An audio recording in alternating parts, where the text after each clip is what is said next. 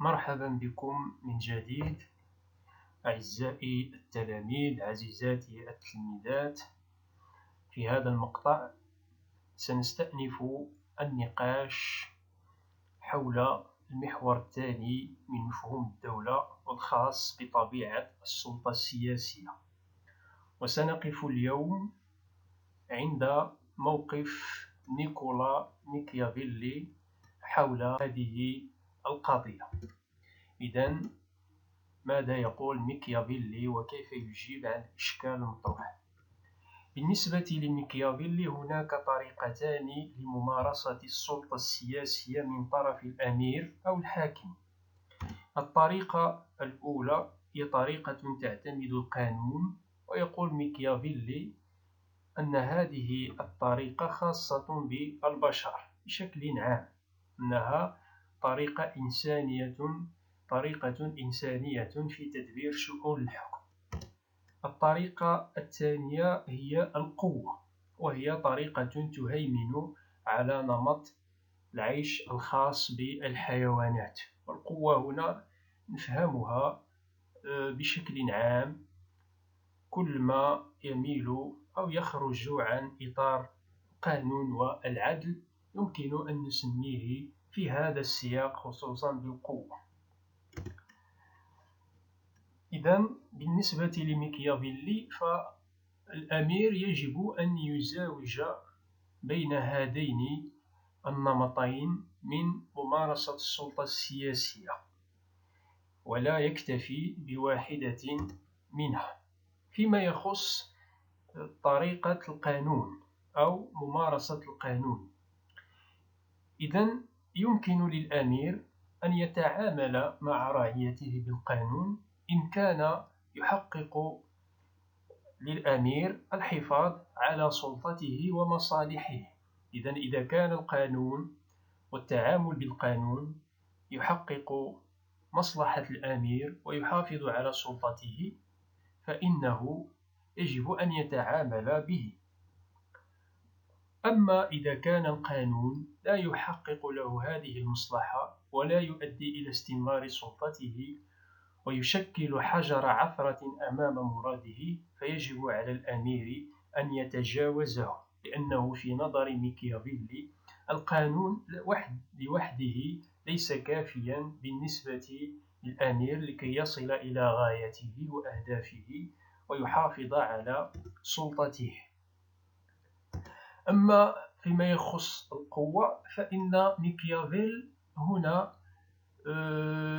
يستحضر استعارات لكي ينصح الأمير في ممارسته للسلطة السياسية. فالأمير يجب أن يكون أسدا، وأيضا يجب أن يكون ثعلبا فيما يخص طريقة ممارسته للسلطة السياسية، وهي طريقة تختلف عن الطريقة الأولى.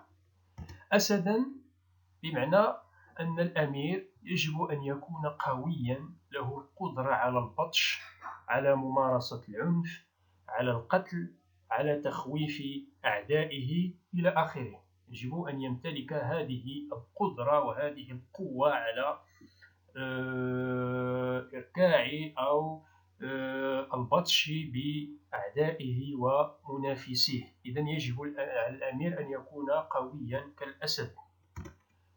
الثعلب إذن لا يكفي أن يكون فقط قوي، بل يجب أن يكون أيضا ثعلبا، أي ماكرا وذكيا وخادعا، ينصب الفخاخ ويسقط فيها أعداءه.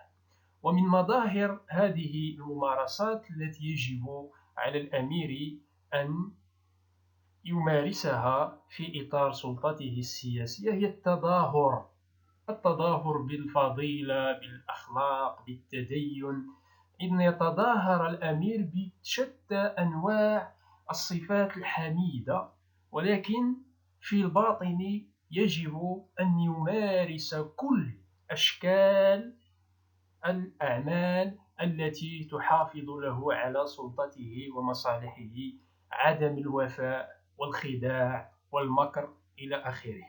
إذن هنا على الأمير أن يظهر للناس أنه فاضل وكريم ومتدين وتقي وإلى آخره، ولكن في الباطن يعمل بكل الوسائل التي تمكنه من الحفاظ على سلطته والحفاظ على مصالحه. وهذا الأمر يرجع بالنسبة لماكيافيل إلى أن الناس بطبيعتهم أشرار، ولذلك لا بأس بل لا بد من التعامل معهم بالشر.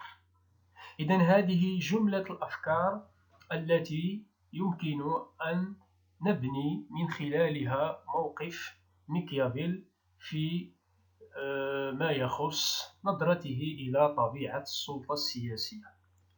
وانطلاقا من كل هذا نخلص إلى الموقف العام الذي يعبر عنه ماكيافيل. ماذا يقول هذا الموقف؟ وهو بمثابة استنتاج نقدمه في موقف.